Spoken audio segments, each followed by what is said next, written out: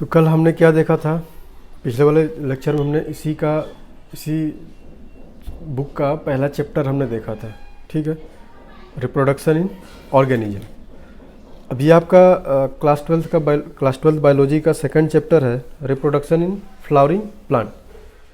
इसमें हमको क्या देखना है, उसमें हम लोगों ने पढ़ा था रिप्रोडक्शन क्या है, लाइफ स्पैन के बारे में पढ़ा था। फिर हमने पढ़ा था रिप्रोडक्शन कितने टाइप का होता है, उसमें हमने एसेक्सुअल पढ़ा था, सेक्सुअल पढ़ा था। फिर एसेक्सुअल में भी हमने बहुत सारा चीज़ पढ़ा था, उसके टाइप पढ़े थे, binary, multiple fission, transverse division, उसमें भी हमने पढ़ा था। फिर हमने उसमें पढ़ा था कि रिप्रोडक्शन के पहले क्या होता है, रिप्रोडक्शन के टाइम क्या होता है, रिप्रोडक्शन के बाद क्या होता है, ठीक है। अब इसमें हमें क्या देखना है, जो फ्लावरिंग प्लांट है उसमें हमको देखना है कि इसमें रिप्रोडक्शन कैसे होता है। तो चैप्टर का नाम है sexual reproduction in flowering plant. इसमें देखिए हमको पढ़ना क्या क्या है। पहला है flower, a fascinating organ of angiosperm.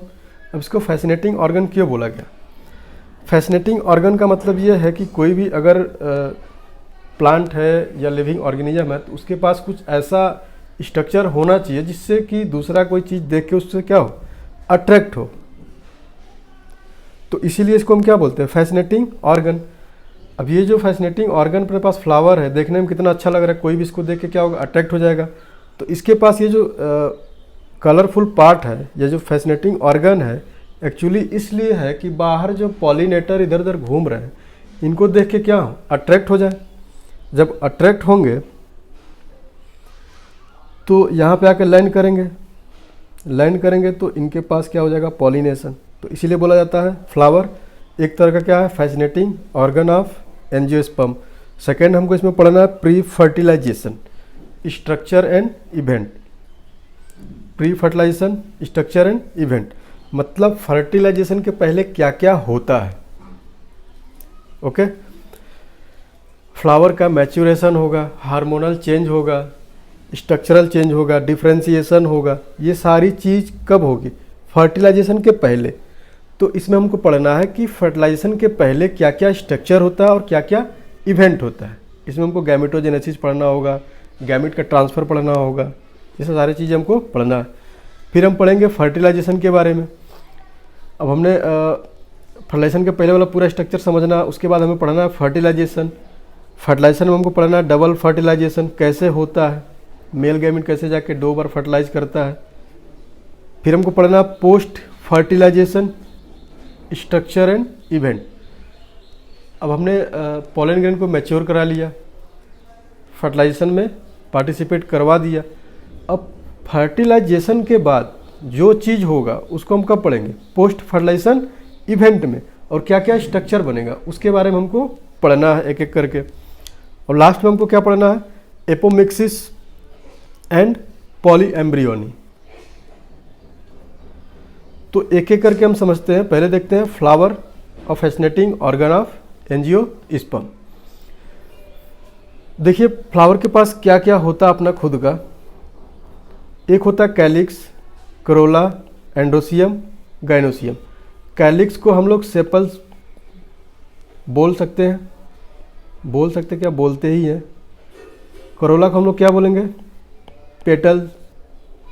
Androecium male reproductive structure.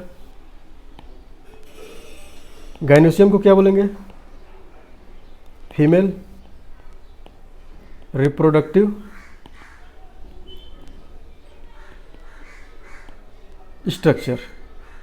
ठीक है, तो हम देखते हैं डायग्राम, पहले देखते हैं फ्लावर को। तो ये अपने पास एक स्ट्रक्चर है फ्लावर का। हमें इसमें क्या क्या पढ़ना है, हमने अभी पढ़ा कि फ्लावर क्या एक फैसिनेटिंग ऑर्गन ऑफ एंजियोस्पर्म है, और इसमें हमें पढ़ना है कैलिक्स के बारे में, करोला के बारे में, एंड्रोसियम के बारे में और गाइनोसियम के बारे में। तो हम एंड्रोसियम किसको बोलते हैं, गाइनोसियम किसको बोलते हैं, कैलिक्स किसको बोलते हैं और करोला किसको बोलते हैं, एक एक करके देखते हैं। हम आउटसाइड से सेंटर की तरफ जाएंगे। ठीक है, ये आपका सेंटर है, सरकमफेरेंस। यहाँ पे हम इसको रखते हैं सेपल्स को। सेपल्स को और क्या बोलेंगे, कैलिक्स। यहाँ पे हमने कैलिक्स रखा, मतलब सबसे फ्लावर का जो सबसे आउटर वाला पार्ट होता है उसको हम क्या बोल सकते हैं, कैलिक्स या सेपल्स। फिर उसके बाद आपके पास है पेटल्स। ये वाला स्ट्रक्चर देखिए, ये जो आपको कलरफुल दिख रहा है, इसको हम रखेंगे जस्ट इसके नीचे यहाँ पे। इस पेटल्स को हम क्या बोलेंगे, करोला। अब कैलिक्स के बाद आपका क्या आता है, करोला। मतलब आउटर साइड से जैसे जैसे हम अंदर जाएंगे तो सबसे पहले क्या आएगा, कैलिक्स या जिसको हम सेपल बोल रहे हैं। उसके बाद क्या आएगा, करोला, जिसको हम क्या बोल रहे हैं, पेटल्स। अब उसके बाद क्या आएगा, पिस्टिल या एंड स्टेमन। तो सबसे पहले आएगा स्टेमन। स्टेमन को हम लोग क्या बोलते हैं, एक तो ये मेल रिप्रोडक्टिव स्ट्रक्चर है फ्लावर का, इसको हम लोग बोलते हैं एंड्रोसियम। क्या बोलते हैं, एंड्रोसियम। और एंड्रोसियम के पास क्या क्या प्रेजेंट है, इसके पास एंथर है और क्या है, फिलामेंट। अब एंथर और फिलामेंट क्या है, ये हम देखिए एंथर बना दिए, और इसी से जो स्टाल का अटैच होगा ये, इसको हम क्या बोलेंगे, फिलामेंट। और ये क्या है, एंथर। इन दोनों को मिलाकर हम क्या बोल रहे हैं, स्टेमन। और इस स्टेमन को हम क्या बोलते हैं, मेल रिप्रोडक्टिव स्ट्रक्चर या एंड्रोसियम। ओके, अब फीमेल पार्ट देखते हैं। हम पिस्टिल की बात करेंगे। पिस्टिल को हम और क्या बोल सकते हैं, गाइनोसियम। ठीक है, अब ये आपका है स्टिग्मा, स्टाइल, और ये है ओवरी। इन तीनों को मिलाकर क्या बोलते हैं, पिस्टिल। ये देखिए स्टिग्मा, स्टाइल, ये पूरा स्ट्रक्चर, और ये क्या है, ओवरी। ठीक है, इन तीनों को मिला के हम क्या बोलते हैं, पिस्टिल या गाइनोसियम। ये क्या है, फीमेल रिप्रोडक्टिव स्ट्रक्चर। इतनी बात समझ में आ रही है, फ्लावर का स्ट्रक्चर क्या होता है और इसमें क्या क्या चेंजेज होते हैं, सेपल्स को क्या बोलते हैं, पेटल्स को क्या बोलते हैं, सबसे फ्लावर का जो बाहर वाला पार्ट होता है, आउटर पार्ट होता है, उसको हम क्या बोलते हैं, फिर उसके बाद क्या होता है। तो एक एक करके अब क्वेश्चन अगर ऐसे पूछे अरेंजिंग का तो कर लोगे। सबसे बाहर क्या होगा, सेपल्स, या इसको हम बोल सकते हैं कैलिक्स। उसके बाद क्या होगा, पेटल्स, जिसको हम बोल सकते हैं करोला। फिर उसके बाद क्या होगा, एंड्रोसियम। उसके बाद गाइनोसियम। ठीक है, अब नेक्स्ट देखते हैं, व्हाट डज फ्लोरिकल्चर मतलब। फ्लोरिकल्चर का मतलब क्या है, हम फ्लोरिकल्चर में करते क्या। तो फ्लोरिकल्चर में बेसिकली हम करते क्या है, फ्लावर को हम ग्रो करवाते हैं। ठीक है, प्रोडक्शन करवाते हैं, इसकी हम फार्मिंग करते हैं, मतलब कल्टीवेशन करते हैं। ठीक है, तो फार्मिंग करेंगे, प्लांट केयरिंग करेंगे, प्रोपोगेट कराएंगे। प्रोपोगेट मतलब इसी से हम बहुत सारे प्लांट को और बनाएंगे। फिर हम क्या करेंगे, मैक्सिमम प्रोडक्शन के लिए सब हम करते हैं। किसके लिए करते हैं, मैक्सिमम प्रोडक्शन के लिए। उसके बाद जो मेन अपना चीज़ है, ये जो फ्लोरिकल्चर, इसमें हम क्या करते हैं, क्रिएटिंग अ न्यू स्ट्रेन। हम इसमें नए ब्रीड को क्या करते हैं, बनाते हैं। नए ब्रीड का बनाने का मतलब क्या है कि जैसे मान लीजिए अपने पास कोई एक फ्लावर है, ये मान लीजिए फ्लावर है। ठीक है, अब इसको हम बहुत सालों से क्या कर रहे हैं, कल्टीवेट कर रहे हैं। अब मुझे लग रहा है कि नहीं, मार्केट में अब हमें न्यू स्पीसीज या न्यू स्ट्रेन को क्या करना चाहिए, इंट्रोड्यूस करना चाहिए। तो हम क्या करेंगे, इसी के कुछ जीन को लेके हम एक्सपेरिमेंट करेंगे। जैसे मान लीजिए कुछ वाइट फ्लावर है, कुछ रेड फ्लावर होंगे, इन दोनों को हम मिक्स कराएंगे और नया स्ट्रेन बनाएंगे। तो जो प्रोडक्ट निकलेगा अब इन दोनों से तो अलग होगा, तो उसको हम क्या करेंगे, न्यू स्ट्रेन की तरह यूज करेंगे। फिर इसको हम ग्रो करवाएंगे। तो फ्लोरिकल्चर में क्या बेसिकली हम फ्लावर का फार्मिंग करते हैं, कल्टीवेशन करते हैं और नए नए स्ट्रेन बनाते रहते हैं। फिर नेक्स्ट देखते हैं प्री फर्टिलाइजेशन इवेंट।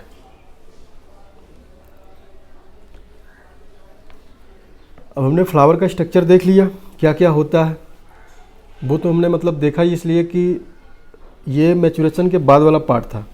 जो फ्लावर का हमने स्ट्रक्चर देखा, एंड्रोसियम बन गया, गाइनोसियम बन गया, कैलिक्स बन गया, कोरोला बन गया, ये सब क्या था, मैचुरेशन के बाद वाला स्ट्रक्चर था, मतलब पूरा मैच्योर हो चुका था, और फर्टिलाइजेशन के पहले ही वाला स्ट्रक्चर था। ठीक है, तो हम देखेंगे प्री फर्टिलाइजेशन के पहले होता क्या क्या है।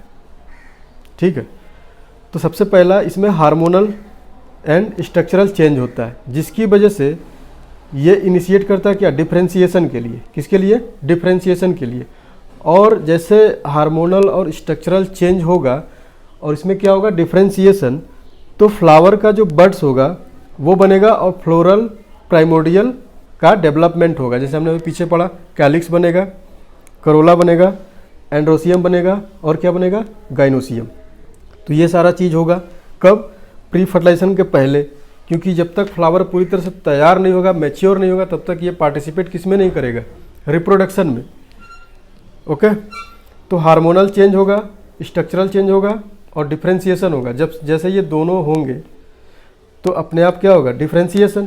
और जैसे डिफरेंशिएशन होगा तो इसके अंदर नए नए सेल बनेंगे और नए नए सेल बनने के कारण इसमें क्या होगा, फ्लोरल प्राइमोर्डियल डेवलपमेंट होगा। मतलब हम बोल सकते हैं कि ये अपने पास एक प्लांट है, इसके पास सबसे पहले बड निकलेगा, फिर जैसे बड मैच्योर होगा तो इसके पास कैलिक्स, फिर करोला, फिर एंड्रोसियम, फिर गाइनोसियम निकलेगा। तो इस तरह से क्या होगा, डेवलपमेंट होता रहेगा। फिर inflorescences are form which bear floral buds then flower. जैसे जैसे चेंज होगा तो सबसे पहले आपको क्या दिखेगा, बड्स, उसके बाद फ्लावर्स दिखेंगे और बाद में सबसे क्या दिखेगा, एंड्रोसियम एंड गाइनोसियम का डेवलपमेंट होगा। ठीक है, अब इसके बाद देखते हैं स्टेमन।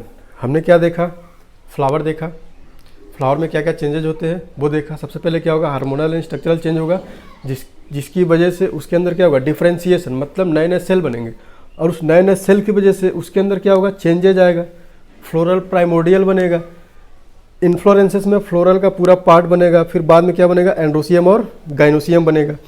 अब हम एक एक करके देखते हैं। सबसे पहले हम स्टेमन की बात करेंगे। ठीक है, तो स्टेमन मतलब क्या कि एंड्रोसियम। ठीक है, और एंड्रोसियम में होता क्या है, एंथर और फिलामेंट।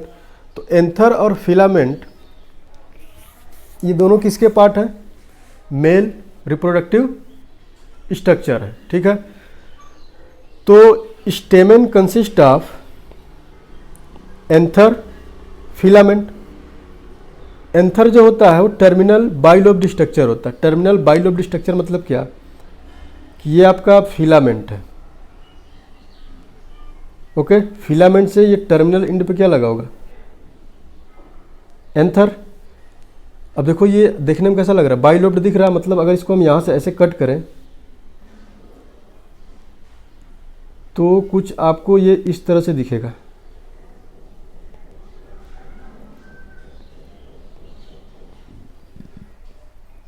ये देखिए, इस वाले पार्ट को हम क्या बोलते हैं, थीका। इसको भी क्या बोलते हैं, थीका। तो एक थीका में कितने लोब हैं, 2 लोब हैं, इसीलिए हम इसको क्या बोलेंगे, बाइलोब्ड।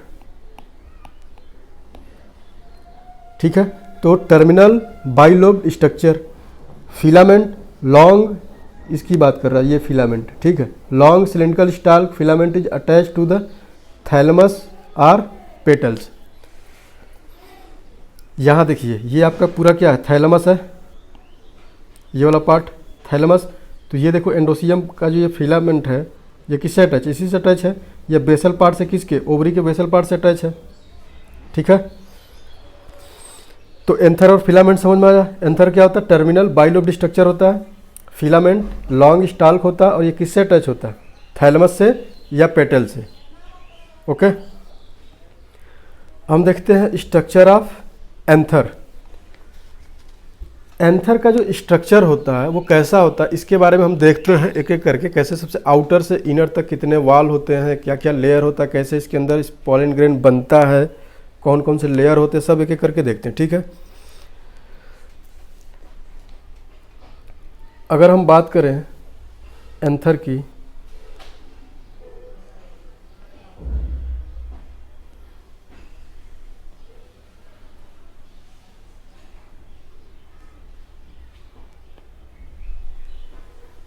तो ये अपने पास एंथर है। ठीक है, इसको हमने कट कर दिया बीच से, तो देखने में हमको ऐसा लगेगा ये।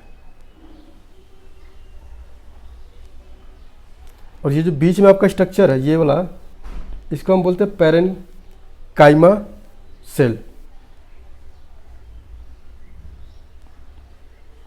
ठीक है, तो anther has 2 lobe, bilobe, each lobe consist of 2 theca. ये पूरा एंथर है। अभी मैंने आपको बोला ये क्या है, पूरा एक थीका प्लस ये क्या है, एक थीका। तो इसके पास कितने थीका है, 2 थीका, इसलिए इसको हम क्या बोलते हैं, डाईथीकस। क्या बोलते हैं, डाईथीकस। एंथर जो होता है वो टेट्रागोनल होता है। टेट्रागोनल मतलब इसमें 4 लोब हैं, देखिए। ठीक है, tetragonal structure which consist of 4 microsporangia. इसमें कितने स्पोरेंजिया हैं, 4 माइक्रोस्पोरेंजिया। अब देखो माइक्रोस्पोरेंजिया, स्पोर, स्पोरेंजियम, माइक्रोस्पोरोफिल क्या होता है, इसको हम यहाँ मैं आपको समझा दे रहा हूँ। हम पॉलन ग्रेन से बात करते, ठीक है। ये अपने पास है पॉलन ग्रेन, इसको हम क्या बोलेंगे, माइक्रोस्पोर। माइक्रो हम यूज करेंगे मेल के केस में, ठीक है, और स्पोर मतलब गैमिट। तो ये माइक्रोस्पोर है, ये कहाँ से निकला है, एंथर से। अब देखिए इस माइक्रोस्पोर को हम किसी न किसी चीज़ में रखेंगे।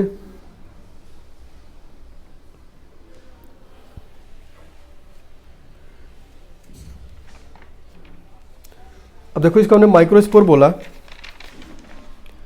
तो ये स्पोर जिसके अंदर होगा, ये जो लेयर है, ये जो हमने लेयर बनाया है, इसको हम क्या बोलेंगे, स्पोरेंजियम।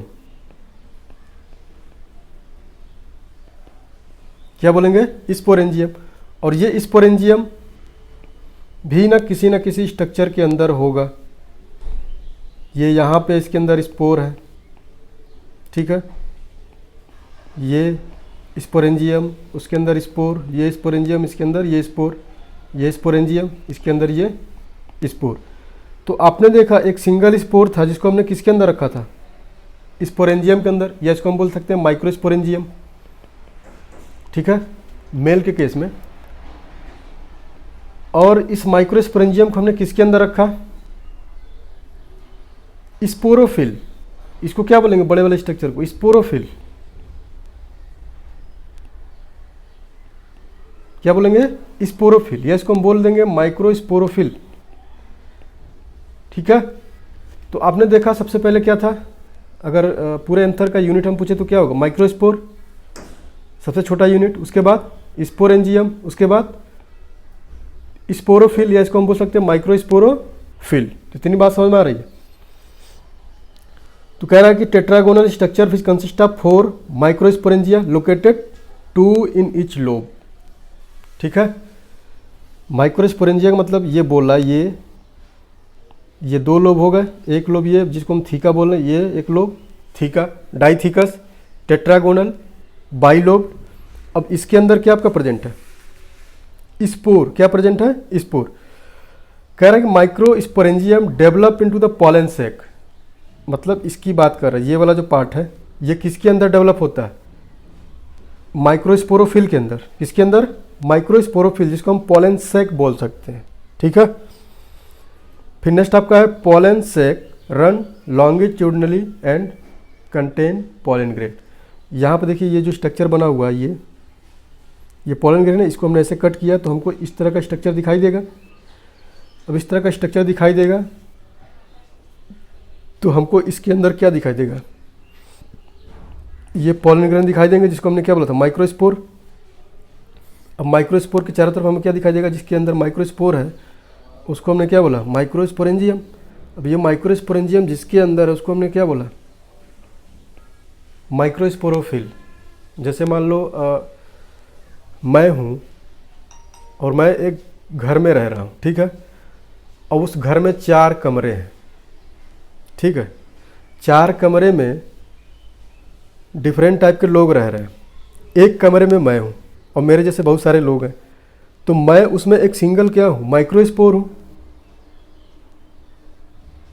और जिस कमरे में मैं हूँ वो हमारे लिए क्या है, माइक्रोस्पोरेंजियम। और पूरा घर जिसके अंदर वो कमरा है, पूरे घर को मिला के हम क्या बोलेंगे, माइक्रोस्पोरोफिल। उसी तरह हम स्ट्रक्चर ऑफ एंथर में देखेंगे कि स्पोर होता है स्पोरेंजियम के अंदर और स्पोरेंजियम होता है माइक्रोस्पोरोफिल के अंदर, या हम इसको बोल सकते हैं पॉलन सैक, ठीक है। और ये कैसा होता है, लॉन्गिट्यूडनली। इतना समझ में आया। फिर हम देखते हैं structure of anther. Structure of anther क्या है? तो सबसे पहले हम आपने ये जाना कि जो एंथर होता है वो कैसा होता है, बाइलोब्ड। कैसा होता है, बाइलोब्ड।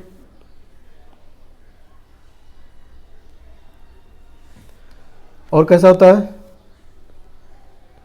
डाइथिकस। लॉन्गिट्यूडनल ग्रुप होता है, मतलब ये देखिए ये जो ग्रुप बना हुआ है ये लॉन्गिट्यूडनल ग्रुप, ये चारों साइड में होता है, इसीलिए हम इसको क्या बोलते हैं, टेट्रागोनल। इसके अंदर 4 माइक्रोस्पोरेंजिया होता है। क्या होता है, 4 माइक्रोस्पोरेंजिया, जिसकी हमने अभी पीछे बात की थी, उसी को हम क्या बोलते हैं, पॉलन सैक। अब इसके बाद स्ट्रक्चर ऑफ माइक्रोस्पोरेंजियम हम देखते हैं। ये तो स्ट्रक्चर ऑफ एंथर था, अब स्ट्रक्चर ऑफ हम माइक्रोस्पोरेंजिया। अगर हमने इसको कट किया तो कट करने के बाद हमें यहाँ पे देखिए एक थिक वाल दिखाई दे रहा है, ठीक है। इस थिक वाल में हम देखेंगे कि यहाँ पे 4 लेयर बना हुआ। ये जो थिक वाल है, या जो पूरा स्ट्रक्चर बना है माइक्रोस्पोरेंजियम का, वो 4 लेयर से मिलके बना हुआ।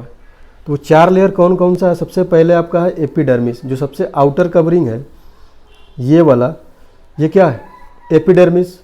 उसके बाद क्या है, एंडोथीसियम। उसके बाद क्या है, मिडिल लेयर। उसके बाद आप सबसे अंदर क्या है आपका, टैपिटम, ठीक है। अब देखिए जो एंडोडर्मिस है, एंडोथीसियम है और मिडिल लेयर है, ये तीनों काम करते हैं protection and help in dehiscence of anther, मतलब पॉलन ग्रेन का रिलीज में भी हेल्प करते हैं और प्रोटेक्शन करते हैं। किसका, पॉलन ग्रेन का। देखो एंडोथीसियम का एक और काम है, ये पॉलन ग्रेन के प्रोडक्शन में क्या करता है, हेल्प करता है। एंथर में जो पॉलन ग्रेन डेवलप होता है, ये उसमें क्या करता है, डेवलप करता है। फिर नेक्स्ट आपका है मिडिल लेयर, ये एक तरह का केमिकल सिक्रीट करता है जिसका नाम है कैलोस। कैलोस मतलब ये आपका पॉलन ग्रेन है, तो पॉलन ग्रेन के चारों तरफ एक ऐसे लेयर बन जाता है, किसका, कैलोस का, ठीक है। ये part of tapetum and microspore mother cell. ये प्रोड्यूस करता है क्या, कैलोस, जो किसका पार्ट है, टैपिटम का। अगर पूछे कि कैलोस कहाँ से प्रोड्यूस होता है तो क्या बताओगे, टैपिटम और माइक्रोस्पोर मदर सेल से। नेक्स्ट आपका जो सबसे इनर मोस्ट लेयर है वो क्या है, टैपिटम। ये क्या करता है, nourishment and developing of pollen grain. अब देखिए इस टैपिटम का एक काम और है, ये केमिकल सिक्रीट करता है,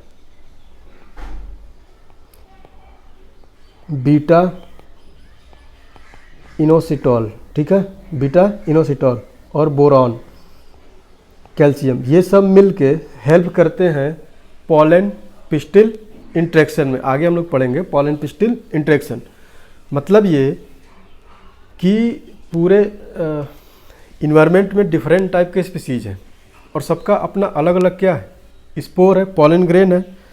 तो एक सेम टाइप के स्पीसीज को अपना पॉलन ग्रेन पहचानने के लिए ये टैपिटम क्या करता है, ये केमिकल सिक्रीट करता है, बीटा इनोसिटॉल, बोरान और कैल्शियम, जिसको सेम टाइप का स्पीसीज रिकॉग्नाइज करता है, पॉलन पिस्टिल इंट्रैक्शन करता है, फिर उसको एक्सेप्ट करता है। एक्सेप्ट करने के बाद फर्टिलाइजेशन के लिए ट्रांसपोर्ट करता है। तो आपने एंथर ऑफ स्ट्रक्चर देखा, फिर स्ट्रक्चर ऑफ माइक्रोस्पोरेंजियम देखा। एंथर क्या, बाइलोब्ड, डाइथिकस, लॉन्गिट्यूडनल, 4 साइडेड होता है, 4 माइक्रोस्पोरेंजिया होता है। स्ट्रक्चर ऑफ माइक्रोस्पोरेंजियम, ये 4 लेयर से मिलकर बना होता है। और ये कैसा होता है, आउटर कैसा होता है, अपीयरेंस अगर आप देखेंगे तो सर्कुलर टाइप का दिखेगा, ठीक है। सबसे बाहर वाला क्या होता है, एपिडर्मिस, फिर एंडोथीसियम, फिर मिडिल लेयर, फिर टैपिटम। इन सबका आपको काम पता चल गया, ओके। फिर नेक्स्ट देखते हैं पॉलन ग्रेन। पॉलन ग्रेन क्या है,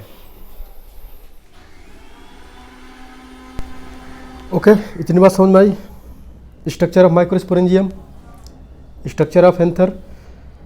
नेक्स्ट देखते हैं अब ये जो पॉलन ग्रेन है इनका फॉर्मेशन कैसे होता है। पहले हम बात करेंगे स्पोरोजिनस टिश्यू, मतलब जो स्पोर को बनाने वाले टिश्यू हैं उनके बारे में देखेंगे। फिर उसके बाद देखेंगे माइक्रोस्पोरोजेनेसिस, ये जो स्पोर बनता है वो कैसे बनता है, ठीक है। तो सबसे पहली बात हम देखेंगे स्पोरोजिनस टिश्यू के बारे में। अब स्पोरोजिनस टिश्यू क्या है, उसके बाद माइक्रोस्पोरोजेनेसिस, ये क्या है। तो जो स्पोरोजिनस टिश्यू होता है, अगर मैं यहाँ पे स्ट्रक्चर बनाऊँ तो मान लीजिए ये हमने सबसे पहले एक बड्स बनाया, ये क्या है, फ्लावर बड्स। इसके अंदर कॉम्पैक्टली अरेंज कुछ सेल होते हैं। अगर मैं इसको काटूं तो हमको ये कुछ इस तरह से दिखेगा। अभी आप इसको एंथर मत समझ लीजिएगा। ये बीच में क्या होता है, स्पोरोजिनस टिश्यू। अभी मैंने आपको पीछे बताया था पैरेन्काइमा सेल। ये जो स्पोरोजिनस टिश्यू हैं एक्चुअली में यही क्या करते हैं, इसको हम बोल सकते हैं मेरिस्टेमेटिक टिश्यू।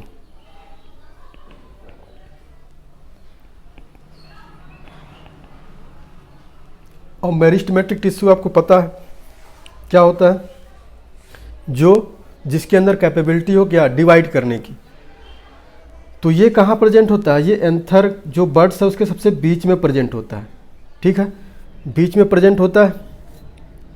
अब इसके अंदर छोटे छोटे ये हमने एक स्ट्रक्चर बना लिया किसका, बड्स का। ऐसे हमने काट दिया इसको, ऊपर से देखने में हमको ऐसा लग रहा है। अब इसके बीच में यहाँ पे क्या प्रेजेंट होता है, स्पोरोजिनस टिश्यू, जो बार बार डिवाइड करेगा और इसमें छोटे छोटे क्या बनाएगा, मेरिस्टेमेटिक सेल। क्या बनाएगा, मेरिस्टेमेटिक सेल। अब ये मेरिस्टेमेटिक सेल, अब देखो ये सबसे आउटर लेयर है, इसको हम क्या बोलेंगे, एपिडर्मिस। क्या बोलेंगे, एपिडर्मिस, आउटर लेयर। अब इसके बाद जैसे ये मेरिस्टेमेटिक सेल बना, अब इनका क्या होगा, अरेंजमेंट होगा इनका। हमने एक ऐसा स्ट्रक्चर बना लिया, ये सबसे बाहर वाला स्ट्रक्चर क्या है, एपिडर्मिस।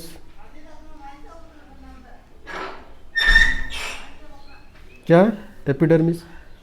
अब ये स्पोरोजिनस सेल टिश्यू ऐसे अरेंज हो गए।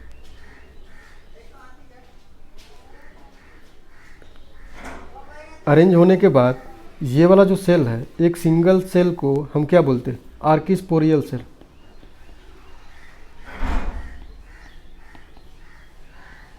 आर्किस्पोरियल सेल, या इसको हम क्या बोल सकते हैं, पेरिक्लाइनल डिवीजन होगा इसके अंदर। ये जो आर्किस्पोरियल सेल है, इसके अंदर क्या होगा, पेरिक्लाइनल डिवीजन। पेरिक्लाइनल डिवीजन का मतलब क्या है, ये सेल डिवाइड करेगा, एक पेरीफेरी की तरफ जाएगा और एक सेंटर की तरफ जाएगा, ठीक है। ये क्या है, आउटर लेयर जो है ये बनाता है पैराइटल सेल। ये वाला जो सेल है ये क्या बनाता है, पैराइटल सेल। क्या बनाता है, पैराइटल सेल। और ये पैराइटल सेल को हम क्या बोल सकते हैं, माइक्रोस्पोरोजिनस सेल।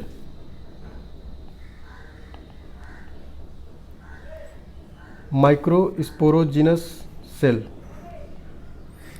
तो आपने अभी तक क्या देखा, थोड़ा कॉम्प्लेक्स हो रहा है, मैं देखिए एक बार और बता दे रहा हूँ। स्पोरोजिनस टिश्यू, ठीक है, हम बात कर रहे हैं इसकी। स्पोरोजिनस टिश्यू जो इस पूरे फंक्शन में क्या कर रहा है, पार्टिसिपेट कर रहा है, और ये डिफ्रेंशिएट हो रहा है, माइक्रोस्पोरेंजियम बनाएगा।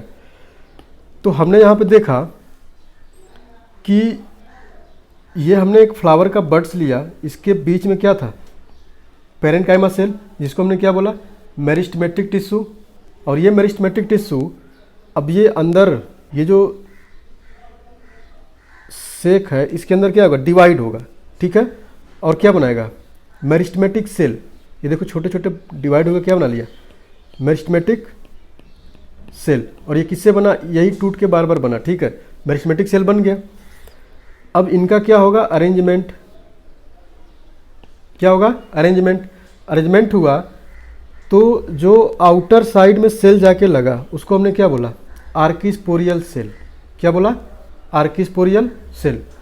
अब ये जो आर्किस्पोरियल सेल है इनका डिवीजन होता है कैसा, डिवीजन होगा पेरिक्लाइनल। पेरिक्लाइनल मतलब एक जाएगा सेंटर की तरफ और एक जाएगा पेरीफेरिक तरफ, मतलब बाहर, आउटर साइड। जैसे ये पेरिकाइनल के अंदर डिवीजन हुआ, तो जो पेराइटल सेल है ये वाला, और एक बाहर वाला सेल है जिसको हमने क्या बोला, आर्किस्पोरियल सेल, यही बार बार डिवाइड होगा। अंदर वाले को हम क्या बोलेंगे, पेराइटल सेल। यही बाद में डिवाइड करेगा अपने आप को। अगर मैं इसका स्ट्रक्चर बनाऊँ यहाँ पे, तो ये देखिए मैं कैसे बना रहा हूँ। ये सबसे बाहर वाला पार्ट क्या है, इसको हमने क्या बोला, एपिडर्मिस। ये एपिडर्मिस है। अब एपिडर्मिस के बाद यहाँ पे ये आपका है दो सेल जो अभी डिवाइड हुआ था, कैसा, पेरिक्लाइनल डिवीजन। कैसा हुआ था, पेरिक्लाइनल डिवीजन। एक चला गया पेरीफेरिक तरफ, एक आया सेंटर की तरफ। अब फिर ये डिवाइड होगा और क्या बनाएगा, अब ये जो देखो, ये जो अंदर वाला है ना, इसको हम बोलेंगे स्पोरोजिनस टिश्यू।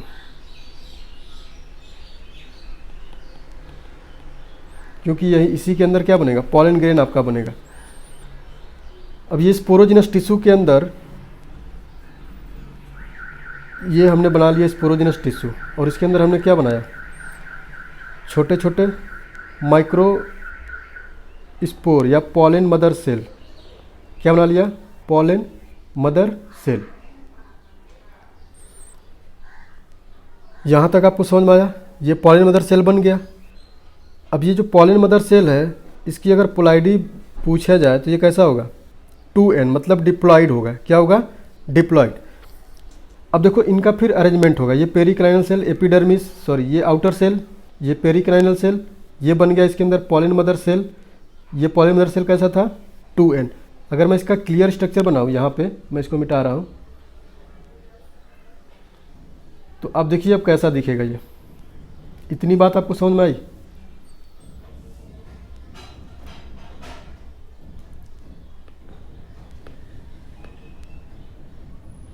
ये हमने बना दिया क्या, ये सबसे आउटर लेयर, ये क्या है, एपिडर्मिस। अब ये वाला जो सेल था, हमने यहाँ पे दो सेल ऐसे बनाया था, एक इनर की तरफ एक आउटर की तरफ। ये सेल डिवाइड होगा और क्या बनाएगा, एंडोथीसियम। क्या बनाएगा, एंडोथीसियम। ये एपिडर्मिस, ये एंडोथीसियम। एंडोथीसियम अगर पूछा जाए कौन बनाता है तो कौन बताओगे, आर्किस्पोरियल सेल। कौन बनाता है, आर्किस्पोरियल सेल। अब देखिए ये पूरा स्ट्रक्चर बन गया। अब इसके अंदर एक लेयर और डेवलप होगा, जो ये अंदर वाला सेल है जिसको हमने क्या बोला था, कौन सा सेल, स्पोरोजिनस सेल, जिसके अंदर पॉलन मदर सेल बना था। वही एक लेयर यहाँ पे और डेवलप करेगा, जिसको हम क्या बोलेंगे, टैपिटम। और ये वाला जो लेयर, इसको हम क्या बोलेंगे, एंडोथीसियम, सॉरी मिडिल लेयर, इसको हम बोलेंगे मिडिल लेयर।